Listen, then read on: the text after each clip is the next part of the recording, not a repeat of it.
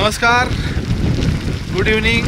आपण आता आज 24 जुलै संध्याकाळचे 4:30 वाजलेले आहेत आणि आपण राधानगरी धरणाच्या स्वयंचलित दरवाजाजवळ आहोत.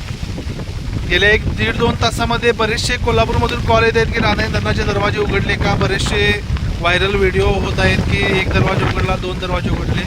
तर आपल्या सर्वांसाठी महत्त्वाची सूचना आहे की राधानगरी धरणाचे एकही दरवाजा आत्तापर्यंत उघडलेला नाही आहे आणि लवकर उघडण्याची शक्यता पण नाही आहे, कारण अजून धरणाची लेवल 344.62 ही आत्ता आहे.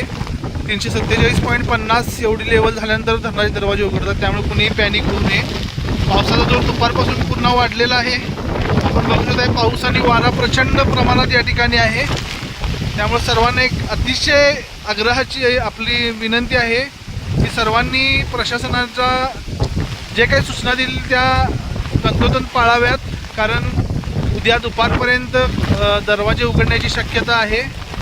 त्यामुळं सर्वांना अगदी कळकळीची विनंती आहे की आपण जर नदीकाठी असाल, पूरग्रस्त भागात असाल तर लवकरात लवकर स्थलांतर करण्यास काही हरकत नसावी, कारण पावसाचा जोर वाढलेला आहे. पुन्हा एकदा राधानगरीमध्ये दुपारपासून पावसाचा जोर वाढलेला आहे. वारं दिवसभर आहेच.